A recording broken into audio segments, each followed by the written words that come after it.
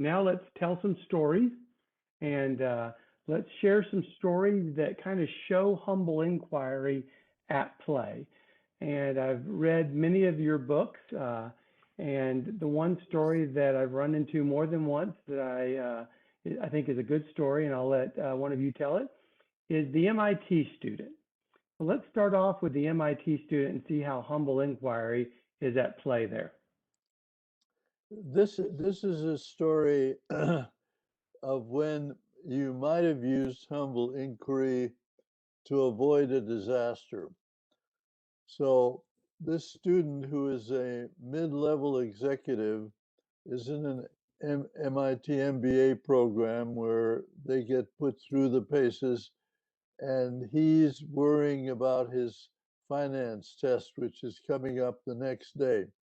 So he announces at dinner, I'm going to be studying for my finance exam, and I do not want to be interrupted when I'm down in my study so that I can really concentrate.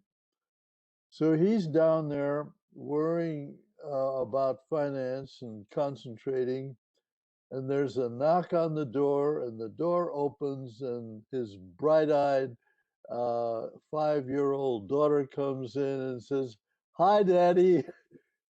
He looks at her with fury and says, "I thought I told you at dinner not to interrupt me. I'm studying for this finance exam. Go away." She bursts into tears, disappears, and the following morning, his wife says, "John, what is going on? You're yelling at our daughter when I sent her down there to offer you some coffee to help you with your studying." And he's saying to himself, "Oops, maybe I should have asked her, 'Why are you here?'"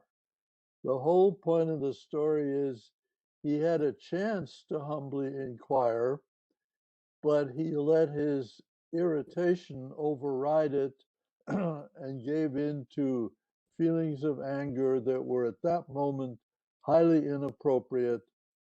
And that then led to family issues. He then had to think about confronting his wife. Why did she send the daughter down when the wife also knew that he was studying?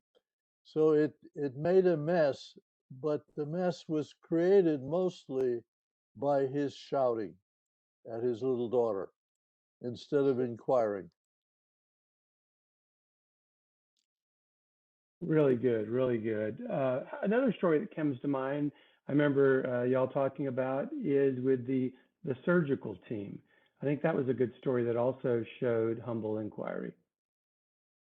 Yeah, Skip, I think this is the one you're talking about. The situation was there's a senior surgeon who does complex pediatric spine surgeries, and the system at the hospital has changed from a sort of a dedicated team model to a flexible team model.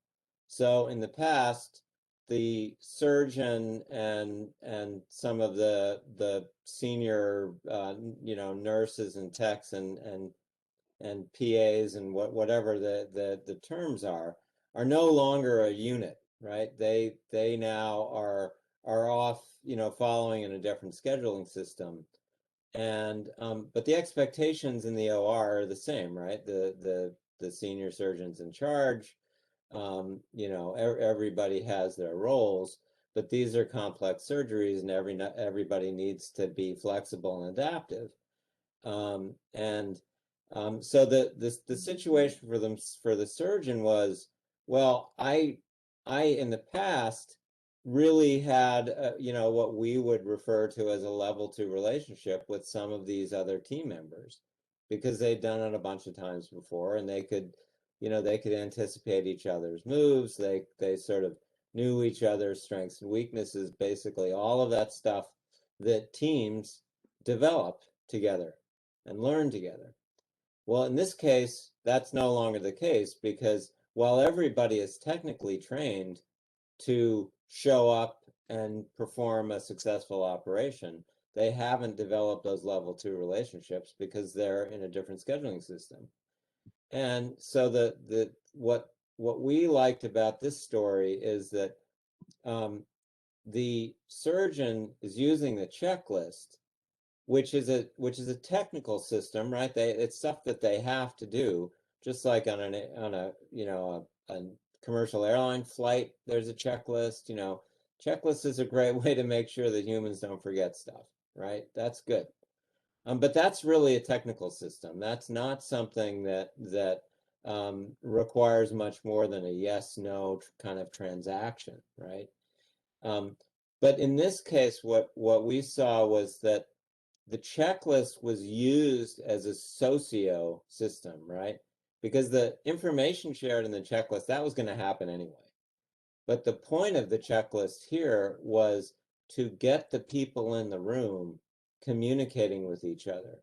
So the surgeon would say, identify an item in the checklist, and then look at the people responsible and really try to create a bond of openness by using that tool that everybody had to accept, and everybody did accept. Everybody was conditioned to work with that tool, but the surgeon was using it in a way to connect people as whole people. And the thing that we liked about it is again, it's a technical tool, but it's used in a socio way. And the beauty of that was that they were comfortable using the technical tool, and it made them comfortable creating a human-to-human connection. Whereas a forced attempt to create a human-to-human connection, like the surgeon saying, gee, did anybody see any funny movies this weekend? That might go over like a lead balloon. But so because the checklist was an accepted system, it could be used in a way that created a tighter bond in the OR and allow them to get to that level of flexibility and adaptiveness with each other because of that time spent on something they had to do anyway, but they used it in a way to create a broader person-to-person connection. Wow, that's really good. And then another story, I guess a final story that comes to my mind, I remember that I really enjoyed. I thought it displayed humble attitude. Is in some of the books, Ed, you talked about your wife and her interactions with physicians years ago, and you might kind of elaborate on that story and tell us Yeah, a little bit about that. this was a very significant issue in our life. The first bout of diagnosed breast cancer, and our surgeon uh, pointed out to her that the oncologist, not the surgeon, the oncologist, pointed out to us at a meeting that the correct thing to do now was to go through a course of chemotherapy, which would require, I guess in this case, weekly or fairly frequent visits to sit in the ward with the chemo going for several hours, and he could tell, and he said it was all set up at this hospital where we lived in Cambridge, and we would start in a few weeks. My wife would come in. I could spend time with her, uh, but he could tell that there was a bit of a frown on both of our faces, and he picked that up and he said, will this program really work for you? That was, I thought, a very interesting question that he had said, we got to do this. There was no choice. But then what's he doing asking us, will this program work for you?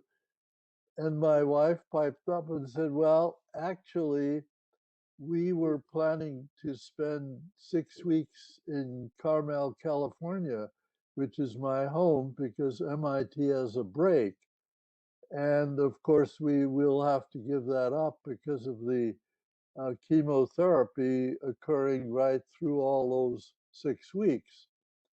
And he then said, well, not necessarily, Mrs. Shine, because we can set it up that you can start here, but I'll send a message to the Monterey County Hospital, which is the hospital that works for Carmel, and we'll arrange it so during the time that you're out there, you can do your chemo work there at the Monterey Hospital. So not only were we grateful that he did that, but we also discovered that there was a huge difference between sitting in a sort of a ward with 4 other patients, which was the way it was being done at the Cambridge Hospital, whereas at the Monterey County Hospital, there was music playing. It was a darkened room. Mary was alone in the room. The whole experience of chemo was totally different in California. Oh, those Californians. Yeah. And the of course the point is that he had made this all possible. He didn't have to do that. He could have said, gee, that's too bad, or we can postpone it. That would have been bad for us. No, he figured out a way to both get the medical treatment and make it fit into our life plan, and even in that process, make it more pleasant. What a great story. Thank you so much, Ed, for sharing that personal story with us. What a great story. Well, I want to thank both of y'all for sharing those stories as we continue to learn more about a humble inquiry. And then the final comment I'd like to make to anyone watching the video is if maybe you read the first edition, but you haven't read the second edition, I would encourage you to pick it up.